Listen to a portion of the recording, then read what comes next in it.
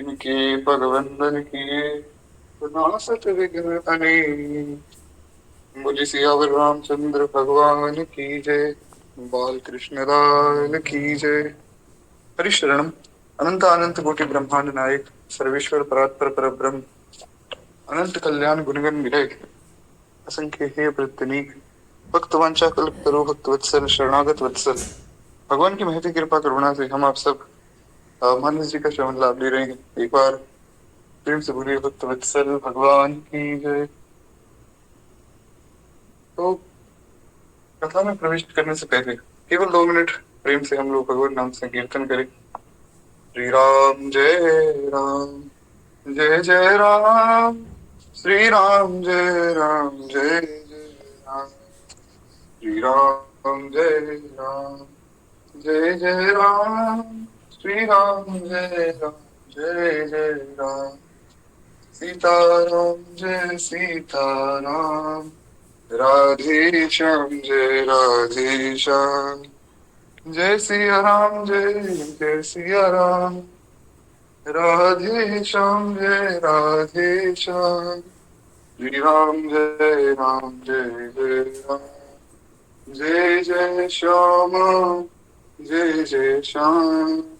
जय जय श्री वृंदावन धाम।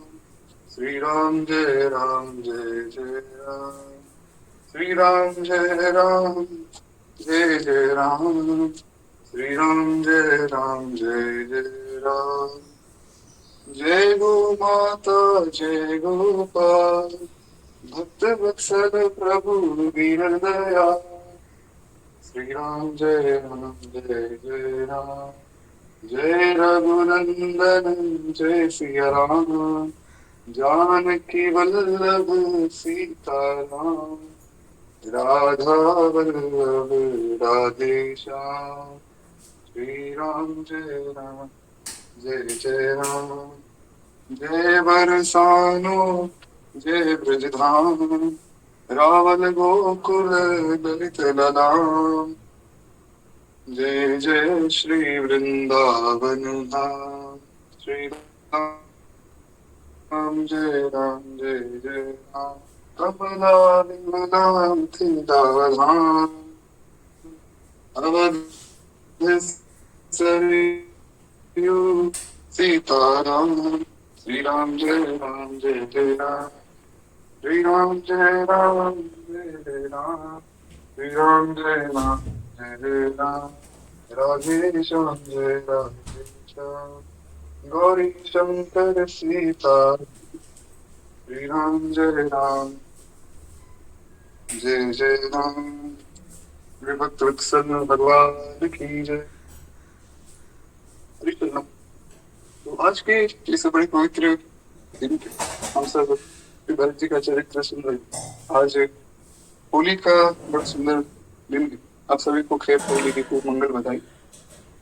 तो होली की ही इस परम सुंदर अवसर पे जो कि रंगों का त्योहार है, हम श्री भरत जी का चरित्र सुन रहे हैं।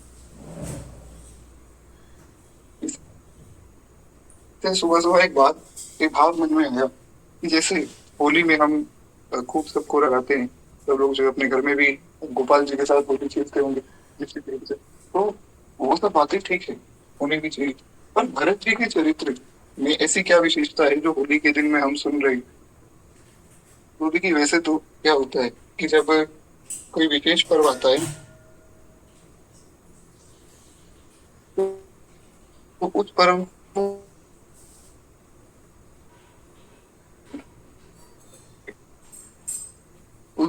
का मिश्रण की कथा होती है। पर आज के दिन ऐसा नहीं हुआ है। आज के दिन भरत जी के चरित्र की कथा होगी। क्यों?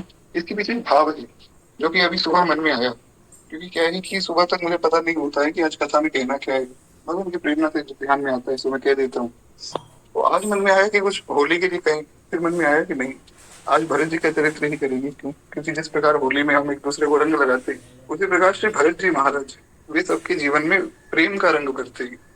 वो बहुत आवश्यक है, क्योंकि अगर प्रेम का रंग नहीं है तो भगवान नहीं मिलेंगे।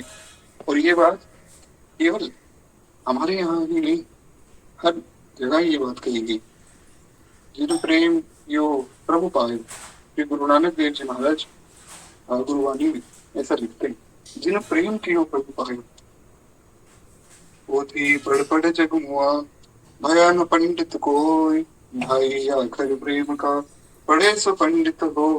श्री कबीर बाबा ने कहा कि भैया ढाई आखर प्रेम का पढ़ लो और सबसे बड़े ज्ञानी तुम हो जाओगे। तो भरत जी का चरित्र आज करने का कारण यही है कि विश्व भरण पोषण कर जोई, कर नाम भरत यस होई। जैसे कि महाराज जो पूरे विश्व का भरण पोषण करता है, उनका नाम भरत है। और भरण पोषण प्रेम से, क्योंकि ऐसा तो है नहीं कि भरत जी सबके घर आकर सबको अन्न देकर जा रहे हैं या धन देकर जा रहे हैं, तो भरण पोषण तो प्रेम का कर रहे हैं। इसलिए एक बार प्रेम से बोलिए श्री भरत जी महाराज की जय। आज श्री ठाकुर जी के सब स्थानों में धामों में खूब प्रेम से करेंगे, बड़ा सुंदर त्योहार मनाए जा रहे हैं होली, और सब लोग खूब आनंद मना रहे हैं। रसिया को नार बनाओ रे रसिया को। हमारे वृंदावन ब्रज मंडप में खूब प्रेम से होली खेली जा रही। श्री किशोरी जी और साथ में श्री ठाकुर जी महाराज किशोरी जी की सखियां, श्री ललिता सखी, विशाखा सखी, सब श्री ठाकुर जी को इसी प्रकार रंग लगाने का प्रयास कर रही। और यहाँ हमारी श्री किशोरी जी सब सखियों के निर्देश में चल रही। अच्छा, भगवान की करुणा देखिए कि किशोरी जी सखियों की बात को टालती नहीं। सखियों ने जो कह दिया सो किशोरी जी करती, तो सखियां जैसा जैसा कह रही किशोरी जी वैसे वैसे कर रही। घर के पिचकारी और महाराज श्री ठाकुर जी को किशोरी जी मान रही, और साथ के साथ अब सखियां को आनंद मना रही, सब गाली भी दे रही। अब ये जो गाली थी बड़ी मीठी गाली है, जैसे हमारे यहाँ मिथिला में भी दी जाती, अरे मिथिला की गाली को गाली ना समझो, क्यों गाली है वेद का सार जी, गजी मिथिला। हमने भगवान के विवाह का प्रसंग बहुत बार सुना है और उसमें हमने खूब गालियां भी सुनी, पर उन गालियों को गाली नहीं समझा जाता है, क्योंकि वो गालियां वेदों का सार है। उन बातों में वेदों का सार है और वास्तव में है।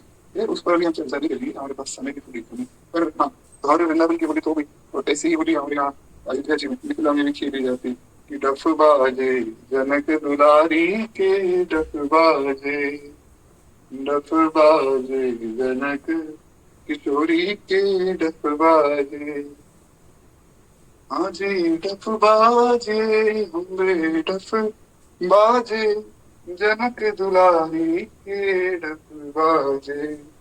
इत्यादि प्रकार से खूब सुंदर होली यहाँ भी खेली जाती। मारा मार मचो कुंजन में, मारा मार मचो,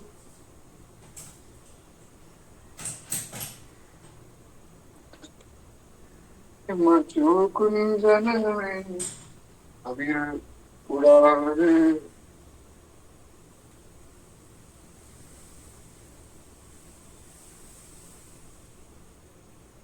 डफ बाजे जनक किशोरी के, डफ बाजे। इस प्रकार से होली खेली जाती। बाकी तो फिर आज शाम को हम लोग ग्रुप में भी होली खेलेंगे, लास्ट में प्रयास करेगा कि उसमें जुड़े। तो एक बार इस होली के सुंदर अवसर को प्रणाम करके हम आगे बोले।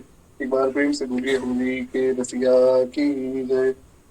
तो रास राशेश्वर भगवान को प्रणाम करते हुए हम हमारी कथा में प्रवेश करते हैं, और श्री भरत जी से आज के दिन विशेष रूप से हम प्रार्थना करें, और जितने भी सब भक्त हैं, सब वैष्णव, सबसे प्रार्थना करें कि जिस प्रकार ये होली के रंग हम लगाते हैं, वैसा ही रंग भगवान के प्रेम का भी हमें लगे, क्योंकि प्रेम का रंग वास्तविक रंग है। ले लो रे रंग ले लो रे सखियों, आ गया रंग मेरा लारी, जन्म जन्म की भूली भटकी, हो गया आज उजाला रे, जन्म जन्म की भूली भटकी, हो गया आज उजाला रे। ले लो रे रंग ले लो रे सखियों, आ गया रंगने वाला रे। कौन?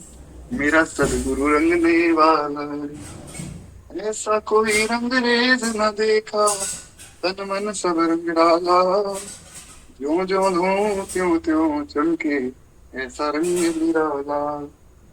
ना कुछ देते सब कुछ देते, ना कुछ लेते सब कुछ देते, इनका दान निराला रे।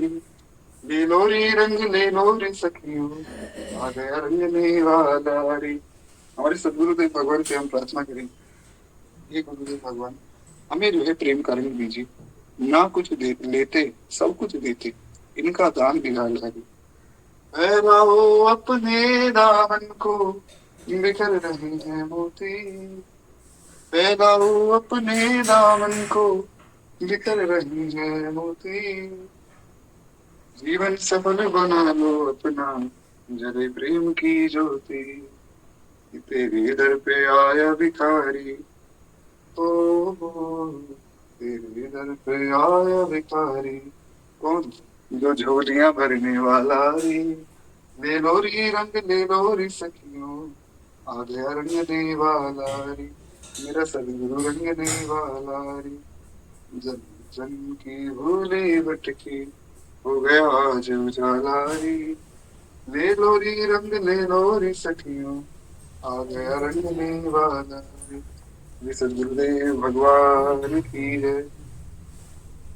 तो क्या इस नारायण। प्रकार ये होली का सुंदर कार्यक्रम यहाँ पूर्ण तो होता है। चाय पियो अब हम लोग जो कल की प्रभु। कथा में सुन रहे थे वो कुछ इस प्रकार था कि श्री भरत जी महाराज पहुंचे भरद्वाज मुनि के आश्रम में। भरद्वाज मुनि ने खूब सुंदर शिक्षा दी, खूब सुंदर बातें समझाई। अच्छा, एक बात है, एक बड़ी सुंदर रहस्य की बात इसी बात से ध्यान में आई। रसिया को नार राधे बनाओ रे, रसिया को। अच्छा, राधे। इस बात से एक भरत जी के चरित्र में बड़ी सुंदर बात याद आई। जय देखिए, हो प्रभु की। क्या है श्री भरत जी जय हो महाराज, राधा रानी की जय। हमने सुना कि भरत जी के साथ सब लोग चल रहे हैं। कोई हाथी पे चल रहा है, कोई घोड़े पर चल रहा है, कोई किसी प्रकार चल रहा है, कोई किसी प्रकार चल रहा है। माताएं जो है वे पालकी में चलती हैं। हमने सुना था ना कि सब लोगों के लिए सुंदर व्यवस्था की गई। माताओं को पालकी में बैठाया गया और बाकी सब लोगों को अपनी अपनी व्यवस्था दी गई। किसी को घोड़े दिए गए, किसी को हाथी दिए गए, कोई भरत जी के साथ पैदल चल रहा है। तो घोड़े का भाव तो हमने सुन लिया कि जैसे हमारी 10 इंद्रियां हैं उनको वश में करके 10 इंद्रियों के घोड़े पर हमें सवार होना है। हाथी का भाव भी सुन लिया कि महाराज हाथी की तरह अपनी मस्ती में रहना है। हमने पालकी का भाव नहीं सुना। तो अच्छा, ये बात रसिया को नार बनाओ से याद क्यों आई? उसका कुछ कारण है, वो कभी हम विशेष रूप से चर्चा करेंगे। पर हाँ, बात बड़ी सुंदर है कि महाराज हुआ क्या। ये किसी ने पूछा ये माताएं पालकी में भी चल रही। तो एक संत ने बड़ा सुंदर उत्तर दिया कि देखो, कोई घोड़े पर चल रहा है, उसको कहीं ना कहीं ये डर है कि कहीं अगर इधर उधर कोई बात होती है तो मेरा घोड़ा भागेगा और मुझे सावधान रहने की आवश्यकता है। जो हाथी पे चल रहे हैं उनको कहीं ना कहीं ये डर है कि भैया ये हाथी जो है इसका क्या भरोसा, ये अपनी मस्ती में कहीं मुझे जो है गिरा दे, तो सावधान रहना पड़ेगा। इसी प्रकार जो ज्ञान मार्गी है या जो वैराग्य मार्गी लोग हैं वो इस प्रकार उनको कहीं ना कहीं डर रहता है कि हम गिर सकते हैं, हमारा पतन हो सकता है। और जो भक्त है, जो भगवान का प्रेमी, या ऐसा कहें कि जिसको भगवान का रंग लग गया है, वो महाराज डरता नहीं है। वो बैठा है पालकी में।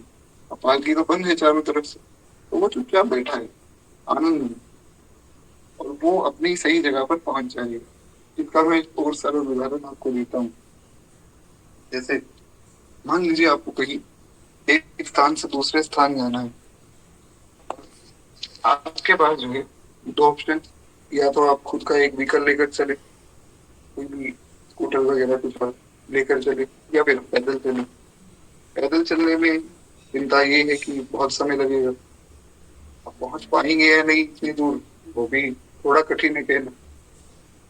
अपना अगर आप कोई व्हीकल लेकर जा रहे हैं तो ये डर है कि कहीं कुछ ऊंच नीच हो जाए तो बात बिगड़ सकती है। पर यही अगर आपको कहा जाए कि भैया ट्रेन में बैठ जाओ, और ट्रेन में आपको करना कुछ भी नहीं, केवल टिकट लेनी है और बैठ जाना है। उसके बाद आप अखबार पढ़िए, आप बातें करिए, आप भगवान का नाम जपिए, ट्रेन आपको आपकी सही जगह पर पहुंचा देगी। बस उसी प्रकार से गुरुदेव भगवान ये ट्रेन लेकर आ रही है। इसमें बहुत से लोग सवार हैं। ये ट्रेन है प्रेम की, इसमें हम भी सवार हो जाए तो हमारा भी कल्याण अपने आप हो जाएगा। जैसे जैसे गुरु आज्ञा हो, जैसे जैसे शास्त्र आज्ञा हो, उसका पालन करें और अपने जीवन को ऐसा सुंदर बनाए कि किसी बात की कोई चिंता होगी नहीं। ये बात हमेशा भरत जी के चरित्र से सीखने को मिलती है। एक बार प्रेम से बोलिए भक्तवत्सल भगवान की जय। तो श्री गोस्वामी जी कहते हैं कि महाराज भरत जी जब भरद्वाज जी के यहाँ पहुंचे तो भरद्वाज जी ने ऐसी सुंदर व्यवस्था बनाई कि उस व्यवस्था में सब लोग खो गए, सब लोग भगवान को भूल गए। और हमने ये सुना था कि ऐसी अवस्था एक साधक के जीवन में अवश्य आती है कि लोग भगवान को भूल जाते हैं। भगवान को तो महाराज बहुत जल्दी भूल जाते हैं, मर्यादाओं को लोग भूल जाते हैं। क्योंकि रामो विग्रहवान धर्म, अगर आप मर्यादाओं का पालन नहीं करेंगे ना तो निश्चित रूप से आप में कुसंग का प्रभाव होगा। इसीलिए जितने भी शास्त्रों की मर्यादाएं हैं, जितने भी संतों की मर्यादाएं हैं, उनको मानना चाहिए। जैसे अभी होली का ही एक एग्जाम्पल हम ले। होली के त्योहार में सब लोग रंग लगाते, एक दूसरे को लगाना भी चाहिए, अच्छी बात है। परंतु हमारे दादा गुरुदेव पहाड़ी बाबा, वे महाराज अपनी पूजा पाठ करके नित्य नियम करके बाहर बैठ जाते थे और कोई अगर उनके ऊपर रंग उड़ा देता था तो उसे बहुत डांटते थे। अरे बदमाश, सिर पे रंग डालता है, संतों के सिर पे रंग डालता है, लगता है संतों की मर्यादा नहीं जानता। जितने भी हमारे घर के बड़े हैं उनके मुख पर रंग लगाना वो हमारे लिए उचित नहीं। क्यों? क्योंकि बड़ों के मुख तक पहुंचने का हमें अधिकार नहीं, हम तो उनके चरणों में रंग लगाएंगे। तो इस बात का खैर विशेष ध्यान रखें कि उनके सिर पे या उनके मुख पे हम रंग ना लगा सके, क्योंकि जो बड़े हैं वे बड़े और संतों में तो विशेष कर। तो ये मर्यादाएं आजकल सब मर्यादाएं भंग हो रही। पहले तो भगवान को ही रंग अर्पित नहीं किया जाता है, लोग रंग लाते हैं सीधा लगा देते हैं। ऐसा नहीं करना है। भगवान को अर्पित करके भगवान को रंग लगाकर और भगवान से यही प्रार्थना करके कि प्रभु ऐसा ही प्रेम करें हमारे जीवन में भी भरे। फिर जो है आप उससे प्रेम से पूरी खेती और एक दूसरे को रंग लगाते हुए कुछ सावधानियां रखनी जो सब लोग जानते हैं कि किस प्रकार बड़ों की मर्यादा का पालन करना है और किस प्रकार जो है अन्य लोगों की मर्यादा का पालन करना है। तो मर्यादाएं जो है बहुत जरूरी है। जो संतों ने आज्ञा दे दी, अब किसी संत ने कह दिया कि भैया आपको जो है 11 माला का जप करना है। अब आप अगर वो 11 माला का जप नहीं करेंगे तो ये बहुत गलत बात है। फिर भगवान कैसे मिलेंगे? जैसे कल हमने सुना था कि लोग कहते हैं हमें कोई अनुभूति नहीं होती। अब जो व्यक्ति सिनेमा देख रहा है, दिन भर इंस्टाग्राम पे बैठ के रील देख रहा है, उसको क्या अनुभूति होगी? तो कहाँ से भगवत अनुभूति होगी? उस व्यक्ति को तो वो रील ही ध्यान में आएगी। जब वो माला जपेगा, नाम जपेगा, तभी वो ध्यान में चलेगा। और यही अगर आप सत्संग सुनेंगे तो नाम जप में, माला जप में भी मन लगेगा, क्योंकि सत्संग आपके मन में चल रहा होगा। इसलिए इन सब चीजों का ध्यान रखना चाहिए। तो यहाँ पर ये जो सुंदर व्यवस्था की बात हो रही है ना, हमारे जीवन में यही सुंदर व्यवस्था इस प्रकार आती है। हमारे जीवन में ऐसा कभी भी नहीं होगा कि बहुत बड़ा कोई महल आपको मिल जाएगा, उसमें खूब दास दासियां होंगी। ये सब चीजें अभी आपके जीवन में नहीं होंगी। आपके जीवन में जो है इंस्टाग्राम, यूट्यूब, ये सब चीजें ही, यही माया का बंधन है और इसी से ही बचना है। ये तो खैर कहने की आवश्यकता नहीं, सभी संत कहते हैं कि भैया फोन जितना कम हो सके उतना कम इस्तेमाल करो, सत्संग देखो, सत्संग सुनो और सत्संग ही करो। बस ज्यादा पर निंदा पर चर्चा में मत पड़ो। तो इस प्रकार यहाँ पर जो व्यवस्था हुई वो कैसी है कि इंद्र भी देखकर घबरा गए कि महाराज इतनी सुंदर तो मेरी अमरावती नगरी नहीं। कहते हैं कुटुंब सहित भरत जी जो है वहां निवास करते हैं। पहले सब अयोध्या वासियों को जो है बताया गया, तो श्री भरत जी को उनके कुटुंब सहित कहा गया कि वहां पर निवास करिए। भरत जी ने मुनि के प्रभाव को देखा तो उनके सामने उन्हें सब लोकपाल बहुत तुच्छ लगे। भरत जी ने देखा कि महाराज क्या सुंदर व्यवस्था बनाई। अब यहाँ पर एक बात समझनी, देवता घबरा गए पहले तो कि भरत जी जा रहे हैं, भरत जी उनको ले आएंगे। अब जो है देवता खुश हो गए कि भरद्वाज जी ने ऐसी सुंदर माया की व्यवस्था बनाई है कि भरत जी अब जा ही नहीं सकते, भरत जी इस माया में खो जाएंगे। और भरत जी ने जैसे ही ये बात कही कि मुनि प्रभाव जब भरत बिलोका तब लघु लगे लोकपति लोका। तो जैसे भरत जी ने कहा कि आपका प्रभाव तो बहुत ज्यादा है मुनिवर, आपने इतना सुंदर नगर बना दिया, देवता खुश हो गए कि अब जो है भरत जी आगे नहीं जा पाएंगे। क्यों? क्योंकि भरत जी अब शायद इस माया के चक्कर में पड़ गए। संकल्प से कही भरत चक्र मुनि आय सके दरबार, तेहि निसी आश्रम तीन जरा राखे भाग विनुसार। अरे अद्भुत बात है। कहते हैं कि महाराज श्री भरत जी महाराज जब उन्होंने ये सब देखा पहले तो बड़े प्रसन्न हुए, क्योंकि व्यवस्था बड़ी सुंदर है। कैसी व्यवस्था है? वसंत की ऋतु है, शीतल मंद सुगंधित 3 प्रकार की बड़ी सुंदर हवा चल रही। हवा भी 3 प्रकार की होती है, ये तो खैर अभी बहुत बार सुना है। शीतल, मंद और सुगंधित। जब ऐसे हवा चलती है तो सबको खूब आनंद लगता है। तो किस प्रकार की भी हवा चल रही और सभी के जो है चारों पदार्थ सुलभ है। ऐसा लगता है कि मानो आज चारों पुरुषार्थ हथेली में आ गए हैं। जब माया अपना प्रभाव दिखाती है तब ऐसी व्यवस्था समझ आती है। सबको लगता है कि अरे मैं ही हूँ सब कुछ, हम ही हैं, हमारे सिवा कौन है। कुछ लोग तो महाराज गुरु जी से भी बड़े हो जाते हैं।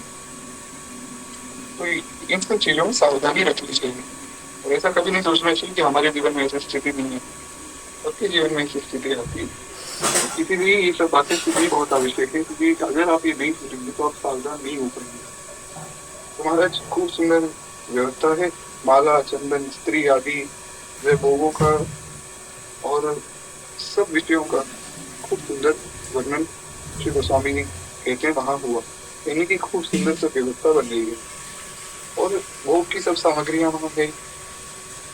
तो जब किसी के सामने भोग की सब सामग्री प्रकट है तो भोग में क्यों ना फंसे। तो देवता खुश हो गए कि भाई ना इनके पास सारी भोग की सामग्री, ये लोग भोग में फंस जाएंगे, हमें कुछ करने की आवश्यकता ही नहीं, ये लोग अब आगे नहीं जा पाएंगे, यहीं रुक जाएंगे। लेकिन धन्य है श्री भरत जी, कहते हैं संपत्ति चकवी थी और भरत जी चकवा। और मुनि की आज्ञा एक खेल है जिसमें उस रात आश्रम की जो है पिंजरे में दोनों को बंद करके रखा है और ऐसा खेल चल रहा है कि क्या कहा जाए। एकदम सरल शब्दों में मैं बताता हूँ। ऐसा समझिए कि भरत जी एक पक्षी और ये संपत्ति भी एक पक्षी, और इन दोनों को पिंजरे में कर दिया है बंद। इसने भरद्वाज मुनि ने। क्यों? ताकि भरत जी की परीक्षा हो सके। जब आप कभी भी भगवान के पास पहुंचेंगे आपकी परीक्षा निश्चित रूप से होगी गुरुदेव के पास जाने में, भगवान के पास जाने में। इसीलिए वैष्णव को, एक साधक को हर पट पर सावधान रहना चाहिए। कहीं किसी की परनिंदा पर चर्चा ना हो, कहीं हम किसी के प्रति द्वेष भावना ना रखें, कहीं हम किसी का अपमान ना करें। इन सब बातों का विशेष रूप से ध्यान रखा जाए। कहीं थोड़ी सी भी भूल हुई तो हमारे गुरुदेव भगवान कहते हैं कि जो विकार है ना ये राक्षस है, और ये छिद्र ढूंढते हैं आपके शरीर में प्रवेश करने के लिए। छिद्र ढूंढते हैं। छिद्र मतलब कहीं आपसे कोई गलती बनी, आपके मन में ग्लानि होगी, ग्लानि होगी तो विकार प्रवेश कर जाएगा, और जैसे ही विकार प्रवेश करेगा ये और गलतियां करवाएगा, फिर और ग्लानि होगी। तो इस प्रकार जो व्यक्ति निराश होता जाता है। इसलिए जीवन में अगर आप इस मार्ग में आए आपको निराश होने की आवश्यकता नहीं। जो गलतियां हो गई उसके लिए भगवान से क्षमा मांगकर और आगे गलती ना हो ऐसी बात मन में रख के सावधान रहिए। तो फिर भरत जी महाराज और सब जो भोग की व्यवस्था है, गोस्वामी जी कहते हैं कि एक तरह से ये पंछी जिनको आज बंद किया गया है देखा जाएगा कि कौन जीतेगा, माया जीतेगी या भक्त जीतेगा। अब ये बड़ी सुंदर परीक्षा है। लेकिन भरत जी ने तीर्थराज में स्नान किया और समाज सहित मुनि को सिर नवाकर ऋषि की आज्ञा से आशीर्वाद जो सिर पे चढ़ाकर दंडवत करके बहुत विनती की। तदंतर रास्ते में पहचान रखने वाले लोगों के साथ श्री भरत जी महाराज जी लोगों के चित्रकूट में चित्र लगाई चले। भरत जी का मन अभी भी चित्रकूट में है। भरत जी इस भोग की व्यवस्था को देख ही नहीं रहे। भरत जी महाराज अभी भी भगवान के बारे में ही सोच रहे हैं। यही श्री भरत जी का भाव। भक्त को सावधान रहना चाहिए, कितना ही सुख हमारे जीवन में हो, भगवान को नहीं भूलना है। और ये बात वही समझ आती जब बहुत ज्यादा सुख माया देती, उस स्थिति में आपको सावधान रहना होगा, क्योंकि अगर वहां बात बिगड़ी तो सब बिगड़ जाएगी। अब भरत जी तो महाराज अपने भजन में लगे, वे तो उस महल में गए ही नहीं जो उनके लिए बनवाया था। और बाकी सब लोग भी सोच रहे हैं कि चलो अब आए ही हैं, तो भगवान का क्या है, भगवान तो चित्रकूट नहीं है, ज्यादा दूर तो है नहीं, तो कुछ समय यहाँ रुक जाते हैं, आराम करते हैं। यहाँ पर सब लोग जो है माया के बंधन में पड़ गए। अब ऐसा भी हो सकता है जीवन में कि हम माया के बंधन में फंस जाएं, क्योंकि जरूरी थोड़ी कि हर व्यक्ति जो है बच के निकलेगा। बहुत से लोग फंसेंगे, और अंदर की बात आपको बताऊं तो सब लोग फंसेंगे, कोई भी नहीं बच सकता है माया के बंधन से। तो बचे कैसे महाराज? जितने लोग आए थे सब लोग इस पाश में फंस गए। देवताओं की ही चाल थी, तो जितना भोग विलास की सब सामग्री थी, सब लोग बड़े प्रसन्न हो गए, बोले "अब कोई बात नहीं भरत जी, एक दो दिन रुक जाते हैं, फिर चलेंगे।" तो ऐसी स्थिति जब जीवन में आई तब श्री गुरुदेव को याद करना चाहिए। क्यों? क्योंकि गुरुदेव ही आपको ऐसी स्थिति से निकाल सकते हैं। भरत जी एक समर्थ सदगुरु हैं, और भरत जी ने कहा कि नहीं, हमें यहाँ अब नहीं रुकना है, हमें भगवान के पास जाना है। तो हमने कहा बस भगवान पास में ही तो है, तो एक दो दिन बाद चल पड़ेंगे। भरत जी ने कहा यही तो मैं कह रहा हूँ, भगवान पास में ही है, भैया विलंब मत करो। अगर विलंब हो गया तो भगवान का कुछ नहीं पता कहाँ चले जाएं, और एक बार कहीं चले गए फिर मिलना बहुत कठिन हो जाएगा, पूरी यात्रा वापस करनी पड़ेगी। इसीलिए गुरुदेव भगवान की शरण बहुत आवश्यक है। अगर आप किसी संत के शरणागत हो जाते हैं तो विश्वास मानिए आपके जीवन में पतन संभव ही नहीं। इसलिए तो आज ये बड़ा सुंदर भाव मन में आया कि ले लो रे रंग, ले लो रे सखियों, आ गया रंगने वाला रे, मेरा सदगुरु रंगने वाला। बड़ा प्यारा भाव कि जन्म जन्म की भूली भटकी, हो गया आज उजाला रे। जन्मों जन्मों से भटक रहे थे, आज उजाला हुआ है महाराज।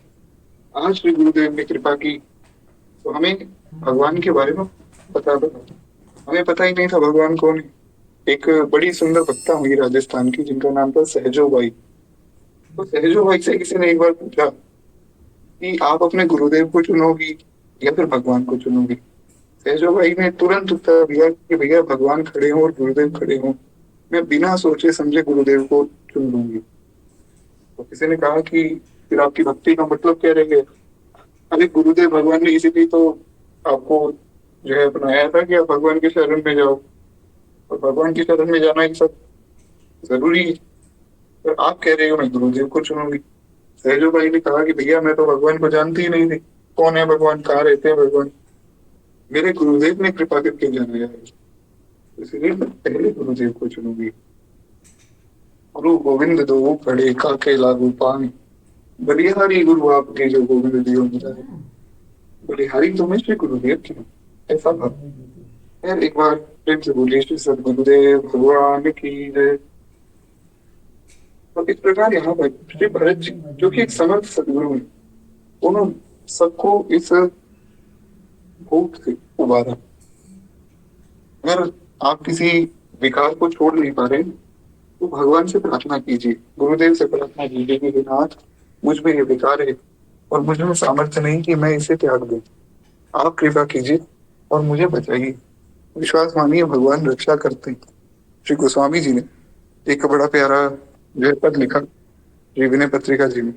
उसमें गोस्वामी जी कहते हैं कि प्रभु अब मैं हार गया हूँ, मैं बहुत लड़ा इन विकारों से, काम क्रोध मोह मद मत्सर, और इन लोगों से जीतने की भी मैंने बहुत कोशिश की, पर हे नाथ मैं जीत नहीं पाया, प्रभु मैं हार गया।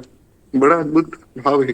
श्री गोस्वामी जी कहते हैं मैं के कहूँ विपति अति भारी, श्री रघुवीर धीर हितकारी, मम हृदय भवन प्रभु तोरा, तहाँ आए बसे बहु चोरा।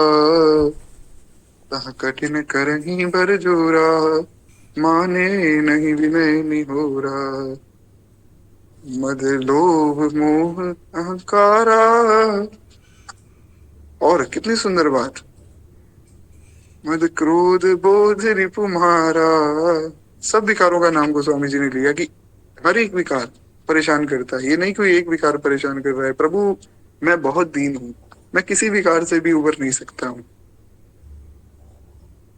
कहते हैं इतम मोह लोभ अहंकारा, मद क्रोध बोध रिपु मारा। अति करहि उपद्रव नाथा, मर जही मोहि जानिय नाथा। क्या सुंदर बात है। ये नाथ, ये मुझे डरा रहे हैं सब विकार, मुझे रौंद रहे हैं। हे प्रभु मेरी रक्षा कीजिए। ऐसी दीनता जिस दिन आ जाएगी ना, उस दिन भगवान को भाग कर आना पड़ेगा रक्षा करने। यही भाव श्री द्रौपदी जी का था। उन्होंने कहा कि प्रभु अब मैं खुद की रक्षा नहीं कर सकती हूँ, आप बचाइए। भगवान दौड़े आए। वही बात गोस्वामी जी ने कही कि मैं एक अमित बट पारा, को सुने न मोर पुकारा।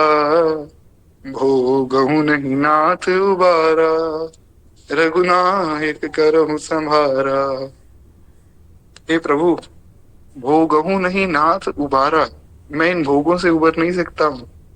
आप रक्षा करो तो मेरी रक्षा होगी।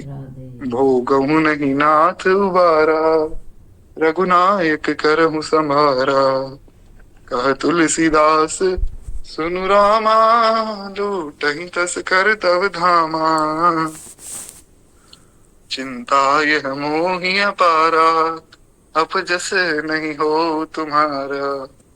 गोस्वामी जी कहते हैं कि प्रभु अगर आप मेरी रक्षा नहीं करोगे ना, इसमें आपका नुकसान है।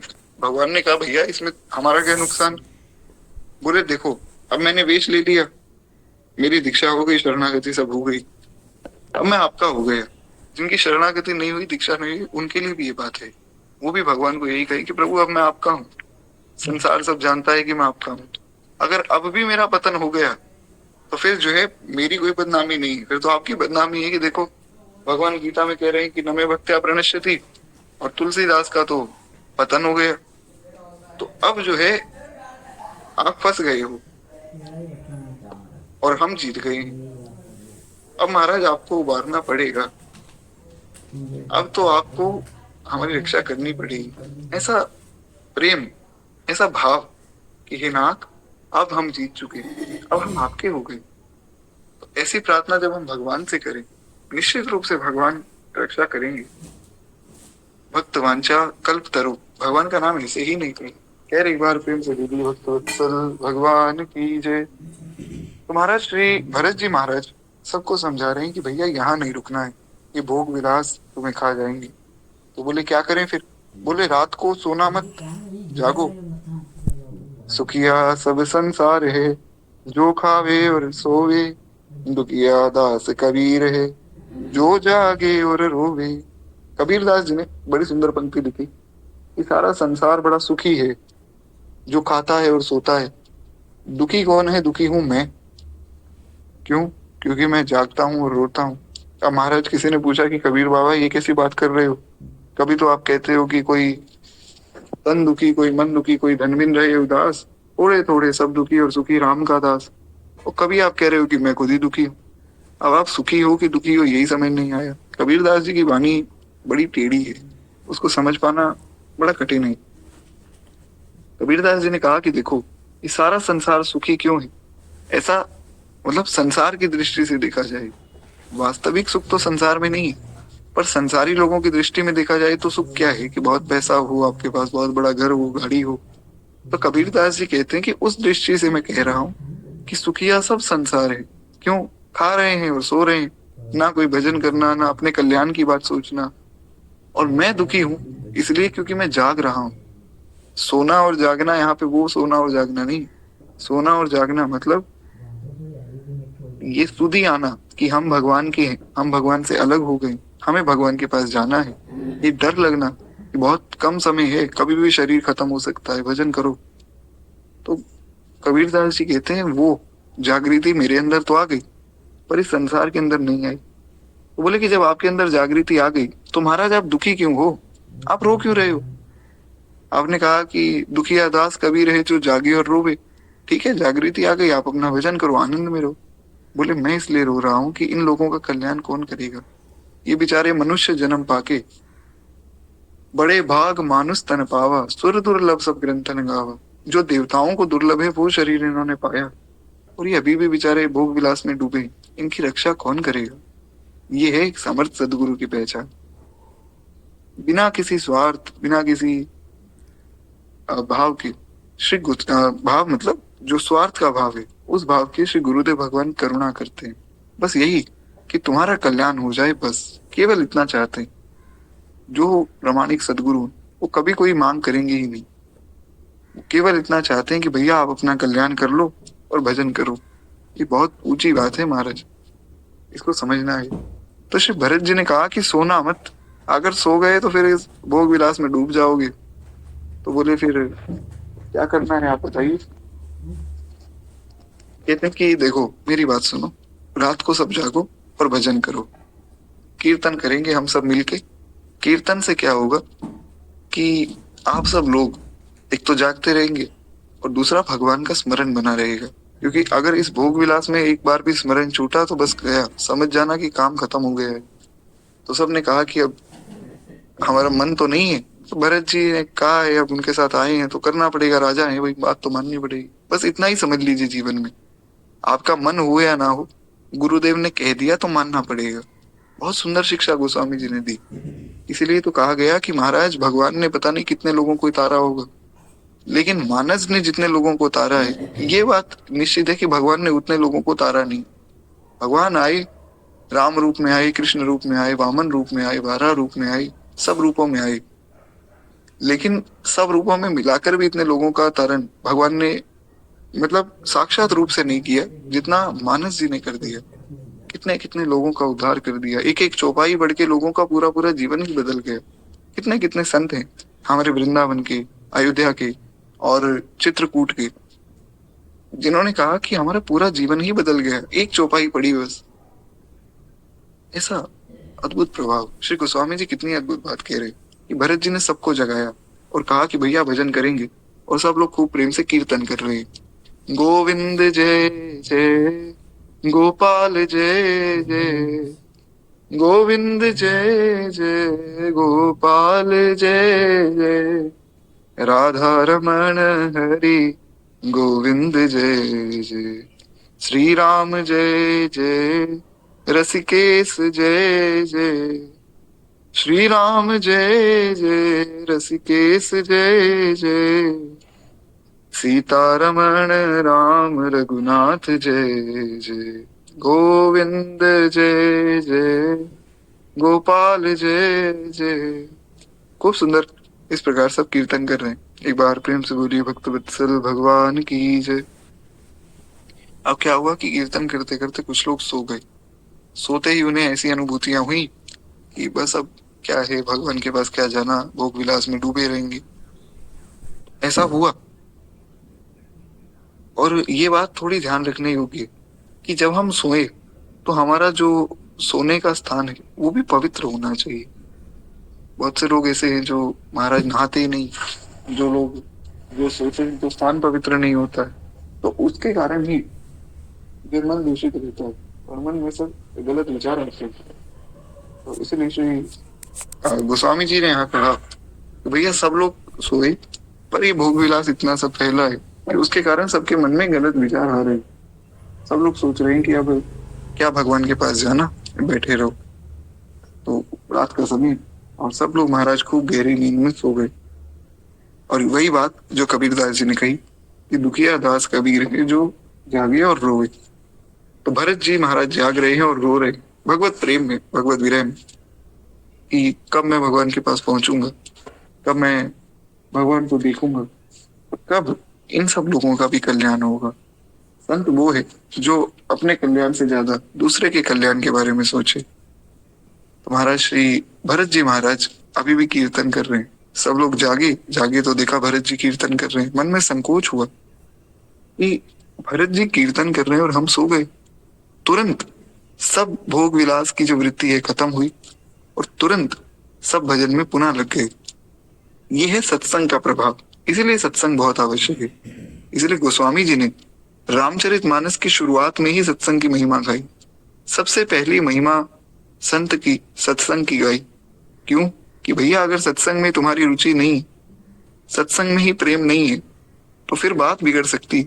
श्री राधा बाबा अभी कहा करते थे कि देखो, गुरुदेव की कृपा नित्य बरस रही है, भगवान की कृपा नित्य बरस रही है और इसका अनुभव भी हो रहा है और वो आनंद भी आ रहा है। और किसके हृदय में क्या आनंद है वो व्यक्ति जाने। अब आप लोगों को कैसा आनंद है वो आप ही जानते हैं। पर अगर सत्संग छूट गया ना, तब ये सब आनंद छूट जाएगा। इसलिए सत्संग कभी भी मत छोड़ना। नित्य निरंतर सत्संग हो। सत्संग बहुत आवश्यक है। कहीं छूटा तो माया बहुत प्रबल है, ये आपको वहां पर ही पकड़ लेगी। भगवान ने खुद गीता में कहा है कि अर्जुन मेरी माया से बच के रहना, मम माया दुरत्तया, मेरी माया बड़ी दुरत्तया है। तो खैर, इस प्रकार श्री भरत जी ने सबको जगाया और भरत जी महाराज का कीर्तन देख के सब लोग कीर्तन में लग गए। संत का आचरण ऐसा हो कि उसको देखकर सब लोग संत बन जाएं। ऐसा एक वैष्णव का आचरण होना चाहिए। खैर, इस प्रकार जो गोस्वामी जी कहते श्री भरत जी आदि कीर्तन में लगे। अगले दिन भरत जी ने कहा कि बस अब आप आज्ञा दीजिए, अब हमें जाना है। तो भरत जी और सब लोग आगे चले। वहां पर जो भरत जी ने हाथ जोड़कर कहा कि श्री निषाद राज गुरु से कि भैया आप जो है आप प्रस्थान कीजिए, क्योंकि अब बहुत समय हो गया है, आप कहाँ आगे तक जाएंगे। लेकिन निषाद राज गुरु ने कहा कि सरकार कैसे बात कर रहे हो, अरे हम भगवान से दूर कैसे चले जाएं? हम तो आपकी शरण में आ गए, अब तो भगवान मिलेंगे ही मिलेंगे। अगर आप जैसे संत की शरण में आकर भी भगवान ना मिले तो महाराज फिर शरण में आने का मतलब क्या रह गया? तो फिर भरत जी ने कहा कि ठीक है। हाथ से हाथ मिलाया, दोनों लोग आगे बढ़े, मानो साक्षात प्रेम ही शरीर धारण किए हुए चल रहा हो। भरत जी साक्षात प्रेम है। इसीलिए तो आज के दिन में भगवत प्रेरणा से होली की कथा ना होकर भरत जी की कथा हो रही, क्योंकि साक्षात ये प्रेम का रंग भरत जी हमें दे रहे हैं। और हमारी तो कितने समय से होली हो रही है, जब से भरत जी का चरित्र चल रहा है। तो इस प्रकार से भरत जी चलते, ना तो उनके पैरों में जूते, ना ही सिर पर छाया है। उनका प्रेम नियम और धर्म निष्कपट है, सच्चा है। अच्छा, पैरों में जूते और सिर पर छाया क्यों नहीं? इसके पीछे भी एक भाव है। कहते हैं कि महाराज, पैरों में जूते और सिर पर छाया का अर्थ है अन्य आश्रय। अन्य आश्रय नहीं भरत जी के पास। और श्री भक्ति रसामृत सिंधु में श्री रूप गोस्वामी गौड़िया वैष्णव संप्रदाय के बड़े सुंदर आचार्य, वे बताते अन्यान अभिलाषिता शून्यम। वैष्णव को अन्य की किसी अभिलाषा नहीं करनी चाहिए। भगवान को छोड़ के और किसी दूसरे की आशा नहीं करनी चाहिए। हम सुनते हैं ना, आशा एक राम जी से दूजी आशा छोड़ दे, नाता एक राम जी से दूजा नाता तोड़ दे। अच्छा, आपको एक रहस्य की बात बताता हूँ। ताड़का का वध हुआ, कैसे हुआ? ताड़का का वध करने भगवान और लक्ष्मण जी चले मुनि विश्वामित्र के साथ। विश्वामित्र जी बार बार भगवान को कह रहे हैं कि राम, ताड़का आएगी मार देना, ताड़का आएगी मार देना। भगवान ने कहा कि पता नहीं ऐसी कौन है ये ताड़का जिसके बारे में सोच सोच कर गुरु जी डर रहे, बार बार एक ही बात बोल रहे हैं 2-2 मिनट बाद की ताड़का आएगी मार देना। तो ये ताड़का है अन्य की अभिलाषा। संसार में गोस्वामी जी कहते हैं, बने तो रघुवर ते बने और बिगड़े तो भरपूर, और जो रघुवर ते ना बने वह बनीवे पे है दूर। गोस्वामी जी कहते हैं कि अगर मेरी बिगड़ी बने तो रघुवर बनाई, और अगर कोई दूसरा बनाए तो फिर वो धूल है। श्री हरिराम व्यास जी ने कहा बड़ी सुंदर बात, काहू केवल भजन को काहू के आचार, व्यास भरोसों कोरी को जो सोवत पाहम पसार। हमें तो श्री किशोरी का भरोसा है बस, दूसरा कोई हमारा आश्रय नहीं। तो वही बात, ताड़का है अन्य अभिलाषा, अन्य आश्रय। अच्छा, वो मरेगी कैसे? एक ही बाण प्राण हर लीना, दीन जानी प्रभु निज पद दीना। बड़ी प्यारी बात गोस्वामी जी ने लिखा ताड़कावध के प्रसंग में कि एक ही बाण प्राण हर लीना, एक ही बाण से प्राण क्यों हरे। और अच्छा, एक बाण से हरे तो हरे, गोस्वामी जी ने इस पर जोर देकर क्यों कहा कि एक ही बाण प्राण हर लीना, क्योंकि ये जो अन्य की अभिलाषा है ना, ये एक ही बाण से मरती है। वो बाण है ये भाव कि आशा एक राम जी से, दूजी आशा छोड़ दे, नाता एक राम जी से, दूजा नाता तोड़ दे। केवल भगवान से हमारा नाता हो, दूसरा कोई नाता ना हो। मन से, बाहरी रूप से तो आप सबकी सेवा कीजिए, घर परिवार में रहिए, पर मन केवल भगवान में हो, तब ऐसा आनंद मिलेगा जिसका वर्णन नहीं किया जा सकता है। खैर, एक बार प्रेम से बोलिए भक्त वत्सल भगवान की जय। तो आगे श्री गोस्वामी जी कहते हैं, इस प्रकार सब लोग चले और श्री रामचंद्र जी के ठहरने की जगहों में और वृक्षों को देख देख कर हृदय में जो प्रेम रुकता नहीं। भरत जी की दशा देखकर देवता फूल बरसाने लगे, पृथ्वी कोमल हो गई और मार्ग मंगल का मूल बन गया। और कहते हैं कि महाराज वे सखा निषाद राज और लक्ष्मण जी श्री रामचंद्र जी और सीता जी के रास्ते की बातें पूछते जा रहे। मतलब अब भरद्वाज जी के आश्रम से तो निकल गए, तो रास्ते की बातें सब जो है निषाद राज से पूछ रहे हैं कि भगवान और कहाँ रुके थे और कहाँ गए थे। तो निषाद राज बता रहे हैं कि सरकार यहाँ भी विराजे थे, यहाँ इस पेड़ के नीचे भगवान ने जो है थोड़ा विश्राम किया था। तो इस प्रकार से बहुत सी स्थान देख देख कर भरत जी और व्याकुल होते जा रहे हैं। कहते हैं बादल छाया किए जा रहे हैं, सुख देने वाली सुंदर हवा बह रही। भरत जी के जाते समय मार्ग जैसा सुखदायक हुआ, वैसा श्री रामचंद्र जी के जाते समय भी नहीं हुआ। बड़ी ऊंची बात है महाराज। भक्त भगवान से बड़ा क्यों है? क्योंकि भगवान अपना जीवन सर्वस्व लगा देते हैं भक्त की रक्षा के लिए। अपना मान टले टल जाए, भक्त का मान न टलते देखा। तो स्वामी जी कहते हैं कि महाराज भगवान जब जा रहे थे ना, अब भगवान को क्या कमी? जोग लगन ग्रह बार तिथि, सकल भय अनुकूल। जब भगवान का जन्म हुआ, गोस्वामी जी ने क्या कहा कि योग लग्न ग्रह बार तिथि सब अनुकूल हो गए। यहाँ पर भी वही हुआ। भगवान जब चले तो मंद सुगंधित हवा बहने लगी, खूब सुंदर फूल बरसा रहे हैं, देवता सब चल रहा है। पर जैसी सुंदर व्यवस्था भगवान के जाने पे थी, उससे कई गुना ज्यादा सुंदर व्यवस्था श्री भरत जी के जाने पे है। क्यों? क्योंकि भरत जी हैं भक्त। भगवान कभी भी ये नहीं देख सकते कि मेरे भक्त पर कष्ट आए।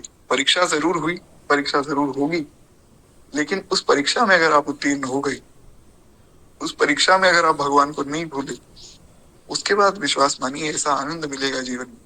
ऐसी व्यवस्था भगवान बनाएंगे वो कोई सोच ही नहीं सकता है। जैसे अभी कुछ दिन पहले की बात है, एक वीडियो आई थी, बड़ी सुंदर लगी। उसमें पूज्य श्री प्रेमानंद बाबा बता रहे थे कि भैया हम तो कहाँ काशी में रहा करते थे और इधर उधर भटकते रहते थे, क्या करें, कहाँ जाएं, क्या ना करें। और आज देखो किशोरी जी की ऐसी व्यवस्था है, कभी सोचा ही नहीं था ऐसी व्यवस्था होगी। तो भगवान ऐसी व्यवस्था कर देते हैं जो कोई सोच भी नहीं सकता है। इसीलिए भगवान पर विश्वास करके हम चले। विश्वास रूपी बस में अगर आप बैठ गए, जो अभी हमने थोड़ी देर पहले कथा सुनी कि विश्वास रूपी बस में बैठ गए, तो समझ जाइए आपका कल्याण निश्चित है और वो होकर ही रहेगा।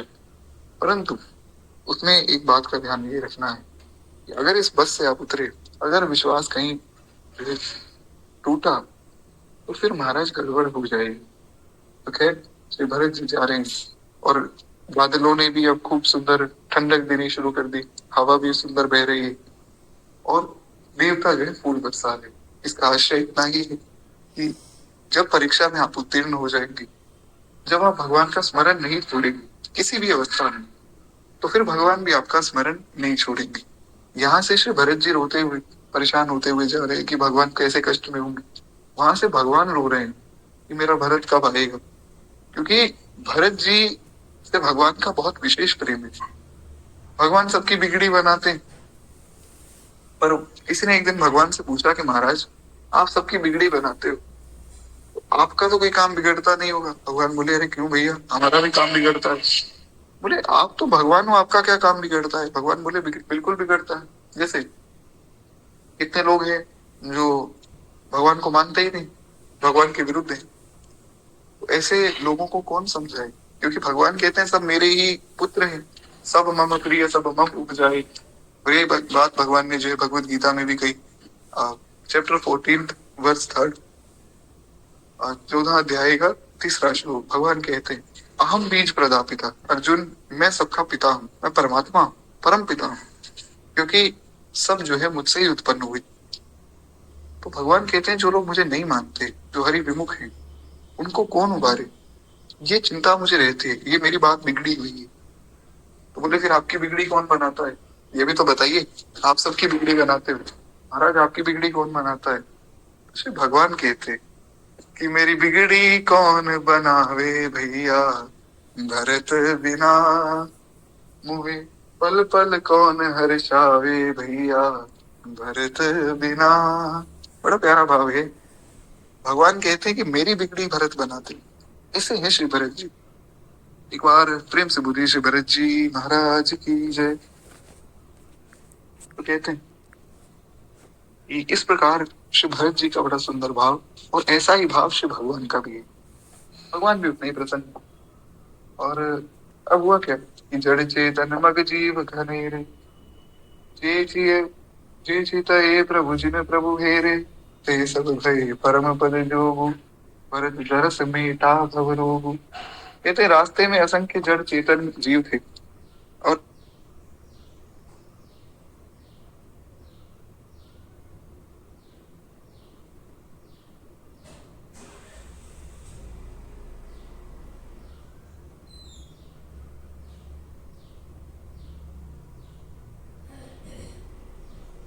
आज ही तो खैर एक बार प्रेम से बोलिए भक्त वत्सल भगवान की जय।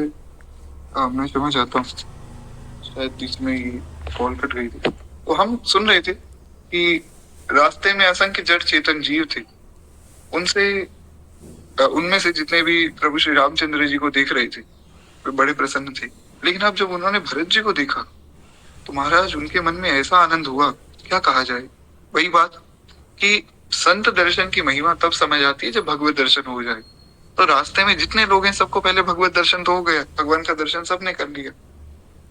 अब जब उनको संत दर्शन हो रहा है तो वे सोच रहे हैं कि हमारा तो कल्याण हो गया। भगवान का दर्शन हुआ था तब सोचा था कि अब तो हमारा कल्याण हो जाएगा, क्यों, भगवान का दर्शन हो गया। भरत जी का दर्शन हुआ तो सोचा हो गया, महाराज जिस काम के लिए आए थे खत्म, इस संसार में मनुष्य बने, भजन किया नहीं किया कोई बात नहीं, भरत जी का दर्शन हो गया, काम बन गया। ये है संत दर्शन की महिमा। संत दरस जिमि पातक तरई, बहुत ऊंची बात श्री गोस्वामी जी ने कही। तो कहते हैं ये बड़ी बात, ये बहुत बड़ी बात है। गोस्वामी जी कहते हैं भरत जी के लिए ये कोई बड़ी बात नहीं, बाकी सब लोगों के लिए तो बहुत ऊंची बात, पर भरत जी के लिए कोई बड़ी बात नहीं। क्यों, जिन्हें स्वयं श्री राम जी अपने स्मरण में रखते हो, भगवान जिनका स्मरण करते हो। अभी हमने सुना भगवान जिनके बारे में कहते हैं कि मेरी बिगड़ी भरत बना रहे, भरत जी के लिए कोई बहुत बड़ी बात नहीं। भरत जी की कोटि के संत किसी को दर्शन देके उसका कल्याण कर देते। भगवत दर्शन से ज्यादा श्रेष्ठ है संत दर्शन।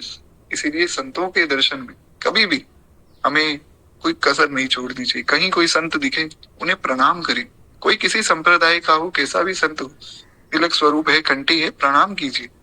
क्योंकि संत अगर आशीर्वाद देते तो उससे जो है भजन बढ़ता है।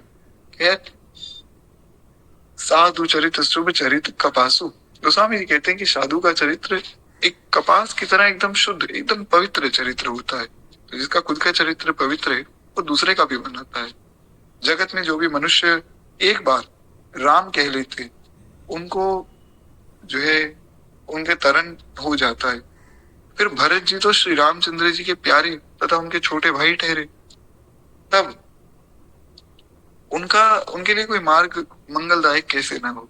यानी कि गोस्वामी जी कह रहे हैं कि भैया भगवान का नाम इतना पवित्र है, कोई एक बार जीवन में कह दे राम, उसका कल्याण हो जाता है। और भरत जी तो साक्षात भगवान के छोटे भाई, तो उनके मार्ग में अगर कोई कांटा आ जाए फिर कैसी बात बनेगी। तो इसलिए भरत जी तो बड़े सुख पूर्वक जा रहे थे। भगवान का भक्त तो विश्वास की बस में बैठा है, उसे कुछ करना ही नहीं, वो सुख से जा रहा है। तो इसलिए हमें केवल विश्वास करना है। जैसे एक बार की बात है महाराज, एक बालक था जो बहुत शरारती था। उसके माता पिता भक्त थे और उनके मन में बस यही चिंता थी कि हमारा बच्चा है तो बड़ा अच्छा, बड़ा समझदार भी है, पर क्या है भजन नहीं करता है।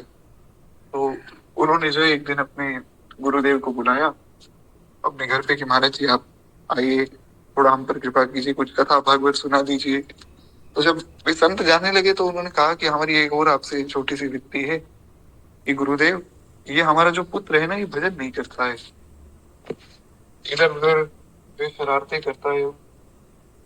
ठीक है, बच्चा है, करेगा ही, समझदार भी है, बातें समझता है, पर भजन की बात समझता नहीं, क्या करें। तो उन्होंने कहा कि ऐसा करो, आप इसको मेरे साथ भेज दो। अब संत की आज्ञा है, गुरुदेव की आज्ञा है, तो बोले ठीक है आप इसे ले जाइए। उस बच्चे को बुलाया गया। बच्चा बोला देखो ऐसा है कि बाबा चल तो मैं दूंगा आपके साथ, अगर तुम मुझे बोलोगे भजन करने को तो मैं करूंगा, और खाने पीने के लिए अगर रोकोगे तब तो मैं जाऊंगा, क्योंकि मैं खाता हूँ बहुत ज्यादा और खाने पीने में रोक लगाऊंगा। आप लोग तो बाबा कभी कह दो कि भाई आज तो एकादशी का व्रत है, कल कह दो आज रामनवमी है, आज जानकी नवमी है, कृष्ण जन्माष्टमी है, राधाष्टमी है, नरसिंह जयंती है, तुम तो व्रत ही व्रत करते रहते हो, मैं खूब खाऊंगा। तो वे महात्मा बोले कि भैया संतों के यहाँ खाने की कमी तो कभी होती नहीं। क्यों? कि दादू दुनिया बावरी, सोच करे है गैली, रोटी देसी आमली, दोपहर से पहली। एक राजस्थान के भक्त हुए दादू दयाल जी, उनका बड़ा सुंदर भाव है। वे कहते हैं कि दादू दुनिया बावरी, सारी दुनिया पागल है, बैठे सोच रही है कि क्या होगा क्या नहीं होगा। अरे रोटी देसी राम जी, दोपहर से पहले। भगवान सबको भोजन देते हैं और आप उठते हैं उससे पहले भोजन की व्यवस्था कर देते हैं, तो भगवान के भरोसे रहना चाहिए। तो उन संत ने कहा कि भैया संतों के यहाँ भोजन की कमी नहीं है, तुम आओ प्रेम से। बोले ठीक है चलो बाबा। तो वे महात्मा उन्हें लेकर गए और उस बच्चे को एक दिन रखा खूब, उसने बढ़िया बढ़िया प्रसाद पाया और कहीं ना कहीं सत्संग में बैठ जाता था। मन तो नहीं था, पर अब करें क्या, तो सत्संग में बैठ गया। तो फिर जो है थोड़ी सी भूमिका तैयार हो गई, मन थोड़ा पवित्र हुआ, क्योंकि सत्संग तो तत्क्षण कल्याण करता है। तो तीसरे चौथे दिन में उन महात्मा जी ने कहा कि बेटा एक काम करो, बस तुम एक बार कह दो राम। बोला क्यों? मैं नहीं कहूंगा।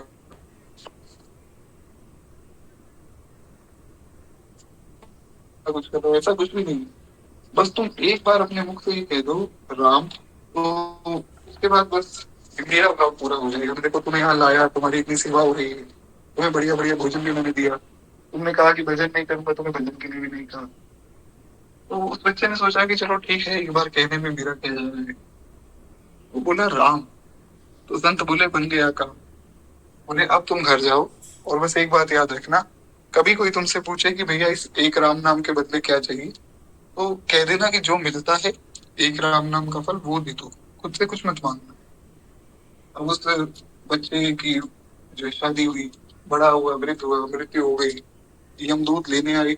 यमदूत ने कहा कि तुम्हारा समय पूरा हो गया, चलो भैया।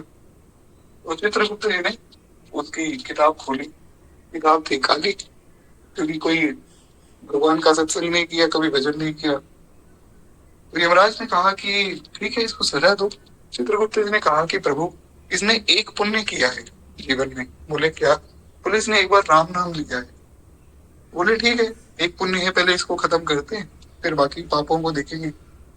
वो बोले भैया बताओ राम नाम के बदले क्या चाहिए। उसे संत की बात याद आ गई। बोले कि मुझे तो कुछ नहीं चाहिए, आप जो दे सकते हो एक राम नाम के बदले जो मिलता है वो दे दीजिए। बोले जो मिलता है मतलब? तो वो बच्चा बोला कि देखो मुझे तो पता नहीं, मुझे तो बस इतना पता है कि जो राम नाम के बदले मिलता हो तो वो मुझे लेना है, आप मुझे बताओ क्या मिलता है। तो अभी हम दो तो हैरान हो गए। उन्होंने यमराज से पूछा। उन्होंने कहा कि यमराज से कि आप तो द्वादश महाभागवतों में एक भागवत है, 12 प्रधान भक्त भगवान के बताए गए, उसमें यमराज भी एक है। तो यमराज बोले कि देखो मैं भक्त तो हूँ, भगवान का नाम जप भी करता हूँ, ऐसी बात नहीं कि नाम नहीं जपता हूँ, पर एक नाम के बदले क्या मिलेगा ये मैं नहीं जानता हूँ। तो बोले कौन जानता है फिर? बोले ब्रह्मा जी जानते हैं। ब्रह्मा जी परम पिता है, पूरी सृष्टि के रचयिता है, क्या पता उनको पता हो। तो बोले ठीक है फिर ब्रह्मा जी के पास चलो।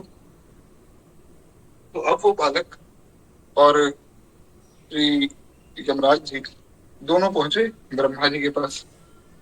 ब्रह्मलोक में जाकर उस बालक ने देखा कि महाराज इतनी सुंदर नगरी, ऐसा तो कभी हम सोच भी नहीं सकते। तो ब्रह्मा जी से पूछा कि प्रभु ऐसी ऐसी बात है और इस बालक को एक राम नाम के बदले क्या देना चाहिए, आप बताइए। ब्रह्मा जी बोले भैया मैं तो तपस्या करने वाला आदमी हूँ, मुझे क्या पता राम नाम के बदले क्या मिलता है। तुम ऐसा करो, तुम भगवान शिव के पास जाओ। क्यों? क्योंकि वो दिन रात राम नाम ही जपते हैं। तुम पुनी राम राम दिन रात ही। तो बोले ठीक है। अब भगवान शंकर के पास पहुंचे। शंकर जी नाम जप ही कर रहे थे। उस बालक ने शंकर जी का दर्शन किया, बड़ा खुश हो गया। हरि कर्पूर गौरम करुणावतारम संसार सारम भुजगेन्द्रहारम सदा वसंतम हृदयारविंदे अहं भवानी सहितं नमामि। श्री भवानी जी के साथ भगवान शंकर बैठे।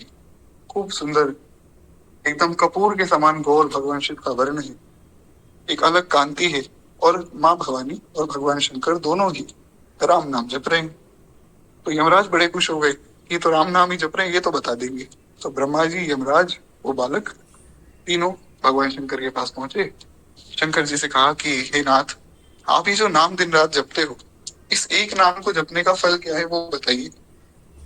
भगवान शिव ने कहा कि भैया नाम जप तो मैं करता हूँ, पर मैंने कभी फल की चिंता की ही नहीं। मतलब फल के बारे में सोचा ही नहीं, क्या फल मिलेगा, मिले ना मिले, हमें तो नाम जप से मतलब है। तो एक नाम के बदले क्या मिल सकता है वो तो मैं नहीं जानता हूँ। बोले ये तो समस्या हो गई। ब्रह्मा जी को नहीं पता, शंकर जी को नहीं पता।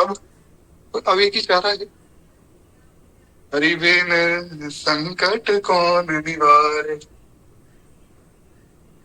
उन्होंने कहा कि भैया हरि के बिन संकट कौन निवारे, चलो भगवान के पास, जिनका नाम है उनसे पूछो। सब लोग पहुंचे भगवान के धाम। अब आप उसे वैकुंठ कहीं, साकेत कहीं, गोलोक कहीं, एक ही धाम है। भगवान के यहाँ पहुंचे। भगवान बैठे थे और अनंत अनंत कोटि ब्रह्मांड के स्वामित्व को सूचित करता वो भगवान का सुंदर मुकुट, घुंघराले भगवान के सुंदर बाल, भगवान का सुंदर उदर, सुंदर भगवान के होंठ, बड़ी सुंदर समुन्नत भगवान की नासिका है, गोल गोल भगवान के कपोल हैं, और त्रिनाथ लोलेचन नेत्र, जो एक बार उन नेत्रों को देख ले तो लुट जाता है महाराज। जैसे भगवान के सुंदर नेत्र जिनमें करुणा बरस रही है। और भगवान एक आजानु भुज, भगवान की आजानु लंबित भुजाएं, बड़ी बड़ी भुजाएं जिनसे वे सब भक्तों को एक साथ घेर लेते। भगवान का चौड़ा वक्षस्थल, विशाल ललाट है, सुंदर भगवान की ऊर्ध्वपुंड्र की रेखाएं, श्याम वर्ण है, और शरीर पर सुंदर जनेऊ भगवान ने पहनी, पीताम्बर धारण किए हुए भगवान खड़े, हाथ में धनुष बाण। राम बाम दिसि जानकी लखन दाहिनी ओर, ध्यान सकल कल्याण में सुर तरु तुलसी तोर। गोस्वामी जी कहते हैं भैया राम बाम दिसि जानकी, वाम भाग में साक्षात अनंत अनंत कोटि ब्रह्मांड की स्वामिनी श्री किशोरी जी खड़ी, और दाहिने भाग में श्री लक्ष्मण जी महाराज। और इस दृश्य को देखकर वो बालक तो कृतज्ञ हो गया, धन्य हो गया। आज उसका सत्संग सफल हो गया महाराज। उसको लगा कि जो मैंने कुछ 2 मिनट 10 मिनट सत्संग सुना था ना, आज मेरा जीवन सफल हो गया है। वो सब लोग भगवान के पास पहुंचे, हाथ जोड़कर भगवान से प्रार्थना की कि नाथ एक बड़ा संकट आ गया, आप बताइए क्या करें। भगवान ने कहा भैया ऐसा क्या संकट आ गया जो भगवान शिव से नहीं सुलझा। तो शिव जी ने कहा कि प्रभु मैं दिन रात आपका नाम जपता हूँ, लेकिन मैंने कभी ये तो सोचा ही नहीं कि आपको एक नाम जपने से क्या मिलता होगा। तो आप बताइए। भगवान ने कहा कि क्यों ऐसा, आप क्यों पूछ रहे हैं। बोले ये एक बालक है, इसने एक बार जीवन में आपका नाम लिया, बाकी तो कोई अच्छा काम किया नहीं, एक बार नाम ले लिया, तो इसको क्या फल दे। भगवान बोले अच्छा दिखाओ कौन है वो बालक, इसे मेरी गोद में बैठाओ।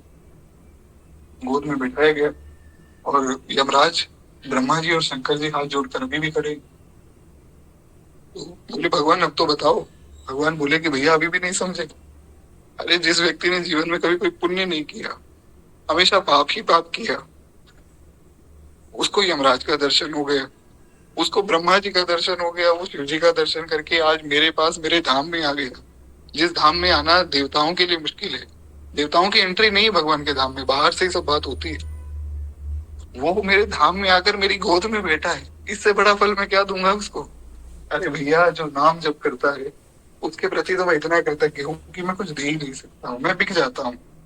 वो एक राम नाम जपने का, एक कृष्ण नाम जपने का, एक शिव नाम जपने का फल क्या है, एक राधा नाम जपने का, जानकी नाम जपने का, जो भी नाम भगवान का आपको प्रिय हो, एक नाम जपने का फल क्या है वो मैं नहीं जानता हूँ। पर ये बालक अब मेरे पास रहेगा ये मैं जानता हूँ। इसको यहाँ छोड़ जाओ, अपना तुम लोग जाओ। यमराज ने कहा प्रभु इसकी किताब खुली पड़ी, बोले किताबें फाड़ दो, खत्म हो गई किताब, अब से मेरे पास रहेगा। तो ऐसा है भगवान के एक नाम का प्रभाव। एक बार प्रेम से बोलिए श्री राम नाम महाराज की जय।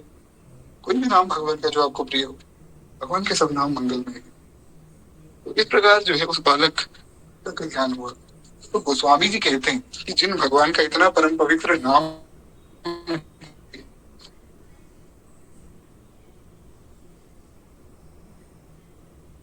क्या उन्हें किसी बात का कोई कष्ट हो सकता है?